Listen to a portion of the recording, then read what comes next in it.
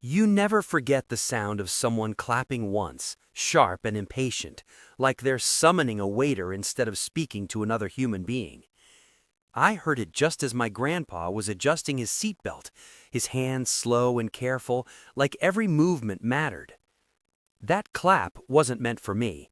It was meant for the flight attendant and for my grandpa's seat. I thought it was going to be one of those uncomfortable but harmless moments, the kind where someone gets confused, maybe embarrassed, and walks away. But then she said the sentence that sucked the air out of the cabin. He doesn't need first class. He's old. Before I continue, if you've ever witnessed entitlement in public and just felt it in your chest, tap like right now and comment where you're watching from or what time it is for you. I read those, and it helps more than you know. We were flying to Denver so my grandpa could attend a small reunion with his old Air Force unit. Most of the men he served with were gone now. The few who weren't didn't travel easily anymore. Neither did he. My grandpa is quiet in a way that makes people underestimate him. He walks with a cane, wears the same brown jacket everywhere, and apologizes before asking for anything, even water. When I surprised him by upgrading us to first class, he tried to refuse. "That's too much," he whispered at the gate. "I carried people out of helicopters," I told him. "Let me carry this." He didn't argue after that. When we boarded, I watched something rare happen. He relaxed. His shoulders dropped. He ran his fingers over the armrest like he was checking if it was real. When the attendant offered him orange juice, he smiled, actually smiled, and said yes. That's when she appeared. Late 40s, perfect posture, expensive blazer, hair pulled tight like control was a lifestyle choice. Two men trailed behind her, both glued to their phones, matching rolling bags like they'd been issued uniforms. She stopped dead beside our row. She didn't speak at first. She stared at my grandpa, then at the seat number, then back at him like he was a typo. Finally, she clapped once. "No, this won't work." I looked up. "Excuse me?" She tilted her head, annoyed that I'd spoken.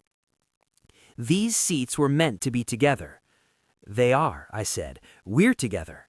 She laughed, a short dismissive sound. "Not you, us." She gestured behind her without even looking at her coworkers. "My team needs to sit together. We're flying in for an important consulting contract." My grandpa started to shift. I saw it immediately, that instinct to move, to make room, to disappear. He whispered, "It's all right, son." I put my hand over his. "No." The woman finally looked him directly.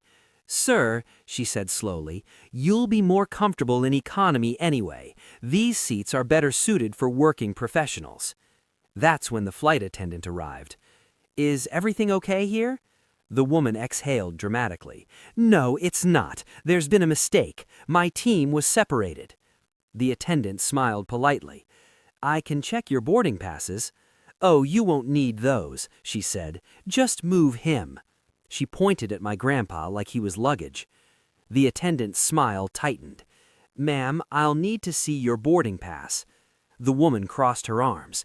"This is ridiculous. He doesn't even know like he knows where he is." My grandpa stiffened. His fingers tightened around his cane. I felt something hot rise in my chest.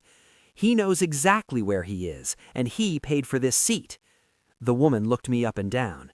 "Sweetheart, I bill more per hour than these tickets cost." People around us were watching now. A man across the aisle stopped adjusting his tray. Someone behind us leaned forward slightly. The attendant held out her hand again. "Boarding pass, please?" With a sigh like she was being inconvenienced by incompetence, the woman finally handed it over. The attendant scanned it, paused, scrolled, and then said something that made my stomach flip, not with fear, but with anticipation. "Ma'am, you're assigned to basic economy." The woman blinked. "That can't be right." "Oh, it is." The woman laughed confidently. "Then fix it." The attendant nodded once. "I'll be right back." She walked away, and that's when the woman did the boldest thing yet. She turned to her coworkers and said, loud enough for half the cabin to hear, "Don't worry, they'll move him. They always do." My grandpa looked down at his hands. I didn't, and something told me this wasn't going to end the way she thought. The woman smiled as the flight attendant walked away, like the outcome was already decided. She leaned back slightly, crossed her arms, and said to no one in particular, "See, that wasn't so hard." Her coworkers shifted behind her. One of them finally looked up from his phone. "So, we're sitting here?" "Yes," she said confidently, "obviously." My grandpa didn't move, but I felt his hand tremble under mine. He hated scenes, hated being the reason people stared. His shoulders hunched forward, like he was bracing for impact. "I can go," he whispered. "It's okay." I shook my head. Not this time. The cabin had gone quiet in that strange airplane way. Engines humming, air circulating, but human sound suspended. People weren't pretending not to watch anymore. They were watching. Then the flight attendant returned. She wasn't alone.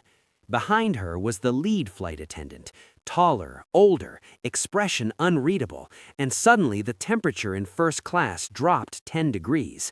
This wasn't customer service anymore. This was enforcement. "Ma'am," the lead attendant said calmly, "you need to step out of this row." The woman laughed. "Perfect! You're here to fix it." "No," the lead attendant replied. "I'm here to end it." The woman's smile faltered for half a second. "Excuse me?" "You were assigned basic economy seats. You are currently occupying seats you did not purchase." The woman straightened. "Because your system made an error." "It did not." "Yes, it did," she snapped, "and I expect compensation for the embarrassment." The lead attendant didn't argue. She didn't raise her voice. She simply said, "You have been asked multiple times to move. This is your final instruction." The woman scoffed. "You're really going to side with him?" She gestured at my grandpa again, dismissive, sharp. The lead attendant didn't even glance at him. "This has nothing to do with him." "Oh, it absolutely does," she said. "He doesn't need luxury. Look at him." That did it.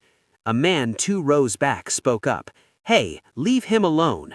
Another voice followed. "She paid for that seat." Someone else muttered, "Unbelievable." The woman spun around, shocked. "This doesn't concern you." The lead attendant stepped slightly between her and the row. "Ma'am, stand up, now." The woman crossed her arms tighter. "No." That single word landed heavy. The attendant nodded once. "All right." She turned and walked toward the galley phone. The woman smirked, actually smirked, and leaned toward her coworkers. "Watch, this is where they cave." Minutes passed. Not long, but long enough. People shifted. Someone cleared their throat. My grandpa squeezed my hand like he was grounding himself. Then the captain's voice came over the intercom. "Ladies and gentlemen, we are delaying departure briefly to address a passenger compliance issue." The word compliance hit differently. The woman's smile vanished. The lead attendant returned, voice steady and loud enough for nearby rows to hear.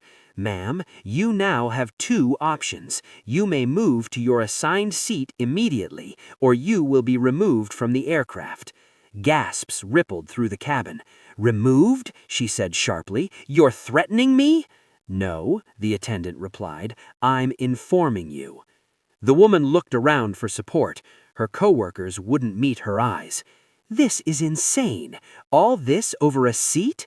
"No," the attendant said. "This is over your behavior." The woman stood up abruptly. "Fine, I'll move, but I want names, and I'm filing a formal complaint." "Of course," the attendant said pleasantly. "Follow me." The woman grabbed her bag, muttering about lawsuits and corporate partners. As she passed my grandpa, she leaned in and hissed, "Hope it was worth it." I opened my mouth, but my grandpa surprised me. He looked up at her and said quietly, "It was." She froze for half a second, then scoffed and followed the crew down the aisle. We thought that was it. It wasn't. Because instead of stopping at basic economy, the crew kept walking. Past comfort seats, past standard economy, all the way to the back. She stopped. "This isn't my row." The lead attendant didn't pause. "It is now." Her coworkers stared at the last row, cramped, upright, right next to the bathroom. "You said assigned seat."